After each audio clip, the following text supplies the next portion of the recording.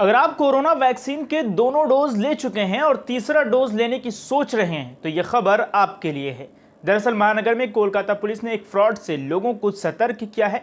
Kolkata police का कहना है कि फ्रॉडस्टर आपको कॉल करके तीसरे डोज के लिए पूछेंगे। अगर आपका जवाब हाँ होगा यानी आप लगवाना चाहेंगे तो वो आपके नंबर पर एक OTP भेजेंगे और OTP बताने के साथ ही आपके बैंक अकाउंट से सारे पैसे साफ हो सकते हैं।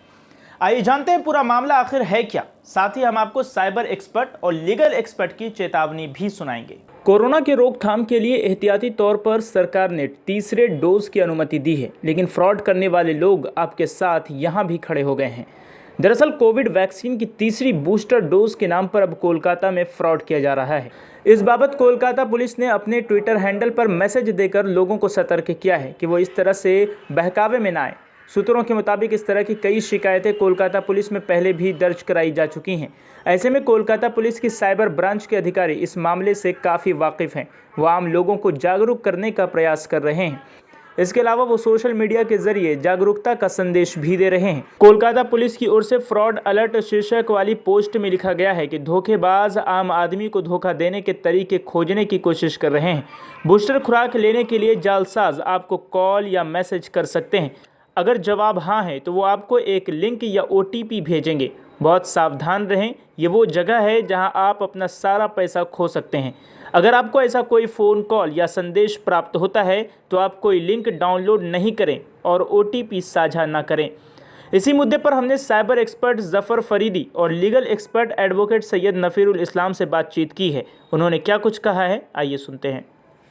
देखिए, ये चीज़ें चलती रहेंगी और हमेशा चलती चली आई हैं। गवर्नमेंट ने बहुत कोशिश करी, बहुत सारे एक्टिविस्ट ने बहुत सारी कोशिश करी लोगों को ये अवेयर कराने के लिए कि इस तरह की कोई भी अनऑथेंटिक सोर्सेज से, जिस जगह का कोई तो प्रमाण नहीं है, इस जगह से किसी भी तरह की लिंक आए तो उस पर क्लिक ना करें।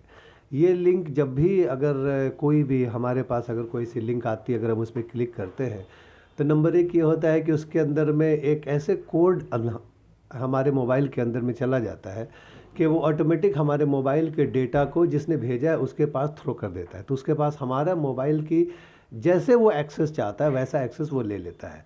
अगर सपोज़ हमने अपने मोबाइल में कहीं अपना पासवर्ड सेव करके रखा है, सोशल मीडिया के पासवर्ड हैं, ईमेल के पासवर्ड हैं, बैंक के पासवर्ड हैं, ई वॉलेट्स होते हैं, उसका एक्सेस उसके पास में चला जाता है।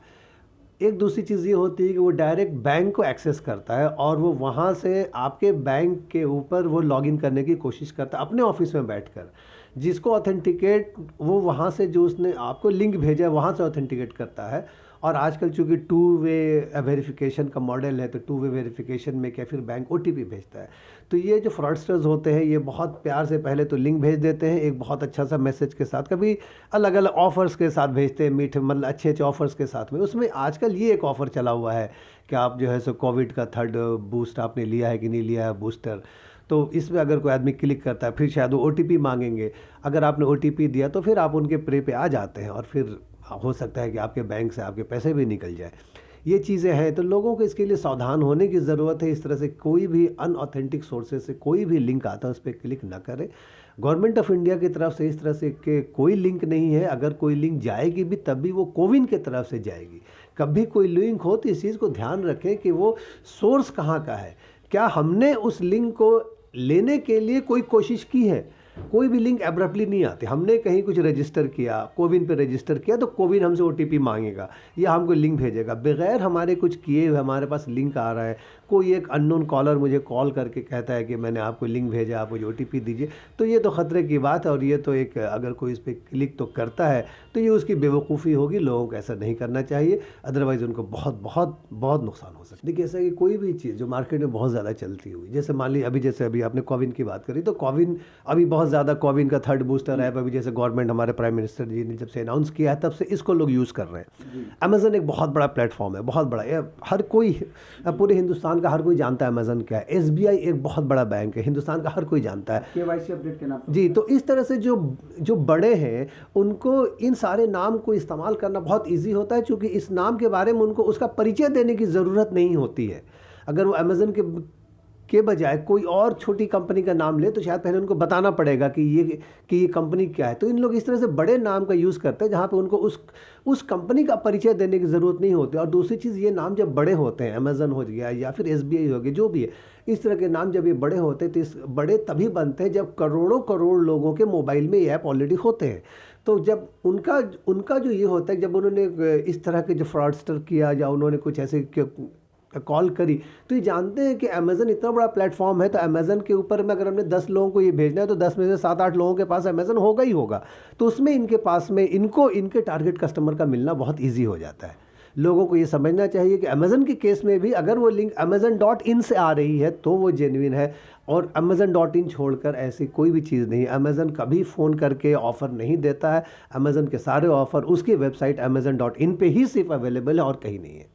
देखिए, ठगी का जो मामला है, जिसे स्कैम्स का कहा जाता है, पूरे देश भर में या राज्य भर में इस तरह के स्कैम आए दिन आते रहते हैं। लेकिन कहीं ना कहीं राज्य स्तर पे हो या केंद्र स्तर पे हो, सरकार जो है अपने डिपार्टमेंट के ज़रिए से लोगों को जागरूकता करने में लगी रहती है। और यही वजह है कि हाल ही में जब से बूस्टर डोज का जो पहल सामने नज़र आया है, सरकार ने कहा है कि जो व्यक्ति जिनकी उम्र 60 साल से ऊपर है और जिन्होंने 2 डोज ले लिया है, उन्हें सबसे पहले बूस्टर डोज दिया जाएगा। साथ ही साथ जो FLW यानी कि फ्रंट लाइन वॉरियर और HLW हेल्थ लाइन वर्कर जो हैं, इन्हें भी बूस्टर डोज से नवाजा जाएगा, क्योंकि ये लोग लोगों के साथ रहकर अस्पतालों में और अलग अलग जगहों में लोगों की सेवा में लगे रहते हैं। तो इन्हें सबसे पहले सेव करना बहुत ज़रूरी है। लेकिन हाल ही में जो कलकत्ता पुलिस की तरफ से इनिशिएटिव आई है, बहुत सारे खबरें भी आई हैं कि कुछ लोग एक स्कैम का शिकार हो रहे हैं।